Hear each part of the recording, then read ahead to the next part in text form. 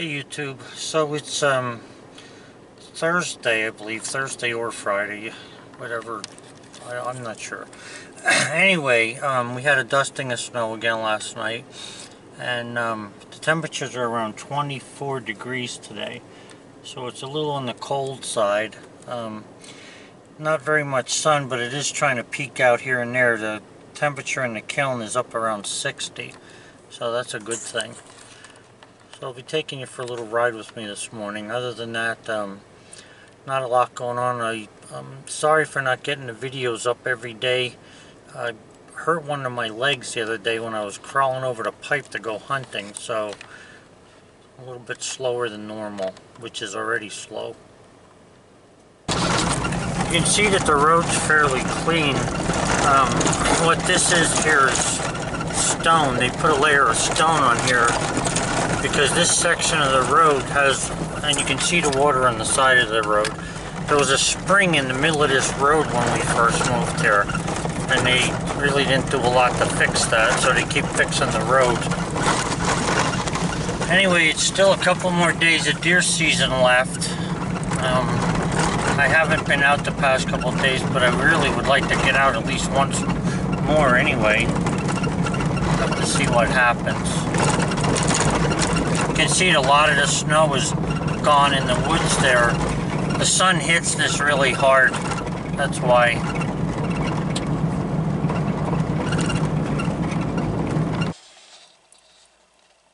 So we decided, we're in a town called Mansfield, Pennsylvania. Now Mansfield is where Mansfield University is. It's not a very big town. I think the biggest thing here is the university. And then it's not really that big anyway, but it's nice. The thing is this is the town where you can get, like in Wellsboro, there's no brand names except Subway. In Mansfield, there's, you know, Lowe's, and Sally and I stopped at Wendy's to get some burgers. Normally we eat everything at home because I don't know if I've ever said this, but both of us are diabetics. And we're not allowed to eat bread. Bread really hurts my feet. I don't know how other diabetics are, but bread kills me, especially white bread. There's only one kind of bread that I can eat that's made by Sara Lee, I believe. But either way, that doesn't hurt me at all, no matter how much of it I eat on sandwiches or whatever. But so we have to eat we've learned to eat hamburgers without eating the bun. It's a real trick. And then the chickens, we take the buns home and give them to the chickens. But you can see, I mean, it's not really busy here. It is a fairly small town. There's a lot of cars here only because of Christmas. Normally there'd be not this many cars here at all. I see they got some Christmas trees here, but they're pretty skimpy looking trees if you ask me. I mean, look at that tree. Look at the size of the thing. That tree can't be no more than 5 foot tall, all of them trees. We need something a little taller than that. So we're going to have to look around a little more. Sally went in there for something. I'm sitting out in the car. So anyway, this is what we call a date. Go stop and grab something to eat. Since we almost always eat at home, like I say, it's a really different thing to you know, eat even at Wendy's. Now Wendy's is my favorite place to go. Actually, her favorite place is Arby's. She likes the beef sandwiches and the horsey sauce, she calls it. I'm not too crazy about that. And I don't like their roast beef either. It doesn't look like roast beef or taste like roast beef in my mind. Of course, everybody has their own opinion.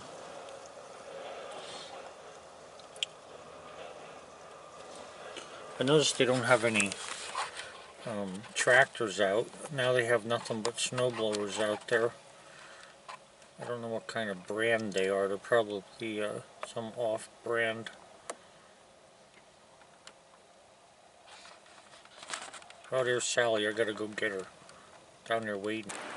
Oh guys, we're in the middle of a little bit of a snow event. So we had come back from shopping not long ago, maybe 2 hours ago, but you can see the rest of the cars covered as well as the truck over there. Hey YouTube, I've built a lot of buildings in my life, and I get a lot of questions. I get a lot of emails and stuff on how I build buildings with concrete slabs, and a lot of time people are under the impression that all you do is form out a slab and pour the concrete right over the ground. And it's similar to that, but that's not exactly what's going on. So let me show you what I do. First of all, let's say that this is the grade where you want to build something. So what I do to establish the first floor level or the level of whatever I'm going to build is I try and find wherever there's a road. Like let's say that this represents the road outside the the property that you're going to build on. And what I do is I try to take and go 18 inches above this road, because you never know if they're going to build that up or what they're going to do. So what I'll do is I'll come back here and I'll transfer a grade, to 18 inches above the road, which would be something like this. Okay. So then, what I do with that establishes my first floor grade. That usually gives me, now it depends on whether this is higher or lower than the road. This is if you have a flat surface. If the road is basically flat with your land. How high this goes or whatever would depend on the terrain. If this terrain was down, sunken down, I'd probably still go with this. If it was higher, then I might knock that off. It all depends on how big of an area it is.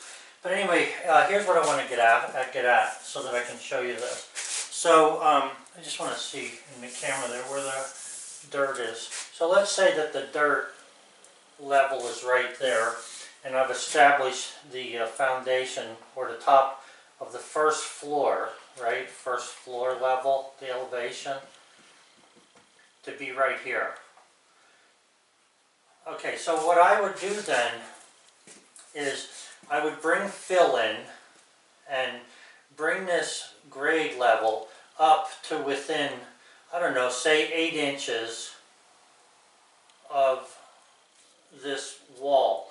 Now realize that there's going to be a wall here for the house or garage or shed or anything you want to build if you're going to build with a frost foundation. Now in Pennsylvania we have a pretty deep frost, especially up here. It's close to 50 inches.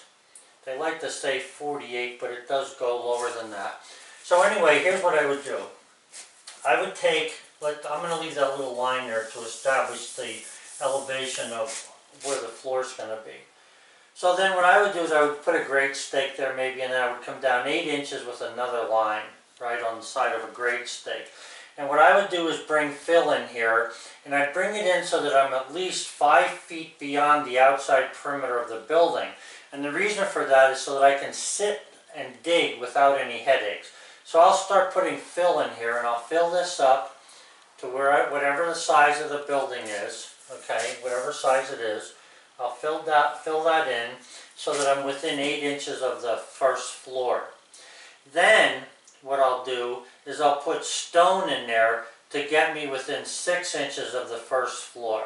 Okay, so I'll have stone in here. So in other words, you're going to have you would have one wall here, and I'll explain this wall to you, and one wall here, dug down through the earth, okay, that you would put there.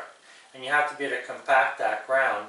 So I would have stone in here then, and then what I do is I put insulation in there. So now this is just a general idea of how I get to grade. First of all, to do this down on grade level, you're cutting corners, and you can do that, but you run the risk of having water laying underneath there, which could give you some kind of movement, or just plain, you're going to have water problems if you're too low. So anyway, what I do, like I said, is I'll find the ground, I'll establish a grade, I'll put fill in there up to the point where I'm at least 8 inches below the floor level. Now once I'm 8 inches below the floor level, then I'll go ahead and I'll lay out the building, the square building on top of that. So looking at this from above, let me get another marker here. Looking at this from above, like let's say the building was, you know, square. Okay, we're going to have dirt coming out from the corners of this and out into this area so that I can run a piece of equipment along here to be able to dig and make it easy to come up there with a concrete truck as well to be able to pour a footer. So once I lay this out, then I'll start to excavate the trench here somewhere. Now if I'm only going to have an 18-inch wall and I use an 18-inch bucket, then what I'll do is I'll dig so that I'm slightly off the face of the wall, because I want the wall to be mainly back in here, an 8-inch wall or a 12-inch wall, whatever it might be. I'll dig the trench all along the length of the building, squaring it up until I'm finished with it. Okay, so you're looking like this. I have the trench dug. So after I dig the trench, now let me just show you this from a side view or a cross section. You know, this is the only thing I don't like about these whiteboards. They don't seem to erase very well. So in a cross section of this thing then, what you would have is, here's the dirt coming up, the flat part of the ground that I'm going to pour a concrete slab on, and here's the trench that I have dug, okay? Now I try to get this so that this trench is 48 inches below this dirt level, okay? 48 inches at least, or if not 48, maybe a little bit more. It all depends on what the grade outside is going to look like. But anyway, this is what I would do. So I dug the ditch, and what I'm going to do then is I'm going to drive stakes in the bottom of this ditch so that the stakes are level with one another throughout the whole perimeter of the building. Okay, this is just the perimeter, it's not in the middle. And then I'll drive these stakes into a given elevation. Okay, whatever that elevation is, that's the top of the footer is what we're looking at. Top of the footer. So then, what we'll do once we have this dug all the way around, and have room for the concrete truck to come in there. Now you can dig partially, but that's for a different kind of construction. You need a little experience to understand that. But let's just say this is how I'm going to do this. I'll have room for the concrete truck to get in here. I'm going to drive stakes in the ground that are 8 inches high.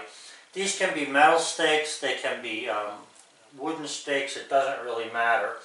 And then what I'll do is I'll pour concrete all in this ditch to the top of this stake here, okay?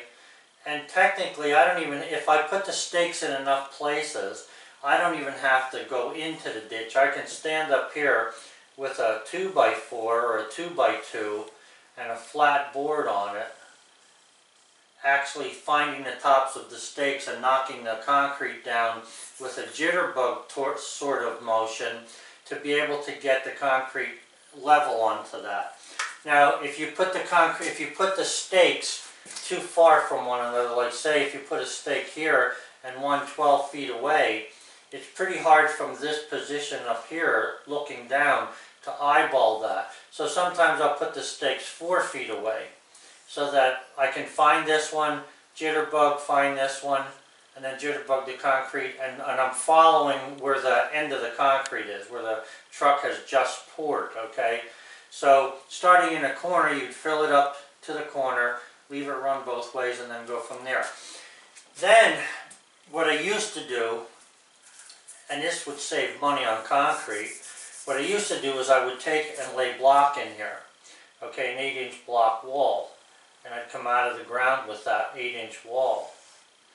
Now, that's okay, and I didn't have a problem with that as long as I had workers. When I started working by myself after I retired and building this house and the other house and my garage and stuff, it was too much work for one person to have to lay all these block. So instead of laying block, what I would do is when I went to pour the footer, I would pour the footer all the way up to this ground level. I would make sure that this was graded within an inch of itself all the way around, okay? Within an inch. And I'd pour this whole thing here with concrete. And give you the little things for concrete there. So now I have a solid concrete foundation and footing running around the whole perimeter. Now what you want to do is you want to make sure of what kind of soil you have so that this bearing that's on here, which is normally 18 to 2 feet wide, has a good bearing that it's not going to move or break or anything. And then I'll also drive rebar in here, long pieces, maybe 3 foot long, and then I'll tie rebar from one to the other all the way around so that I actually have a mass of rebar running through this concrete all the way around. Okay, so that footing then would be even with the ground level on both sides, filled with concrete, and it's like I say, even with the ground. Now, what is good about this and what makes this easy to work with is, even if you're off 2 inches or more with this footing at the top here where the foundation is, what you're going to do is you're going to be forming out with a 2x12 a form board all the way around here that's going to stretch across to the next wall going in the opposite direction. Okay, and you're going to pour the concrete there. So if you have any kind of imperfections in the floor, in the foundation, a bump or two, if you turn your 2x12, and guys who know how to do carpentry, you can scribe the bottom of the 2x4, cut it to whatever it needs to be, and still end up with a flat floor. Now, that's the basic concept of the construction part of it for the concrete, or if you use block, or whatever. Now I'll just show you something here that I used to do also, another way of doing it when it comes to block.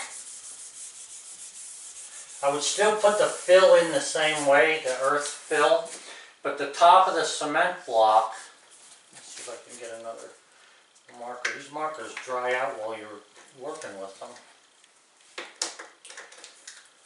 So anyway, the top of the cement block then, like let's say that's the top of an 8x16 block. The next block would be one of these type. We call these a shoe block. You can call it whatever you want, cutaway block, whatever. It's a solid block. I used to use the kind that looked from the top, they used to look like this, basically, and they had holes in. But I didn't like that, and I'll explain to you why. This is a solid block. So in other words, this block looks sort of like that. Okay? Just get a better drawing here.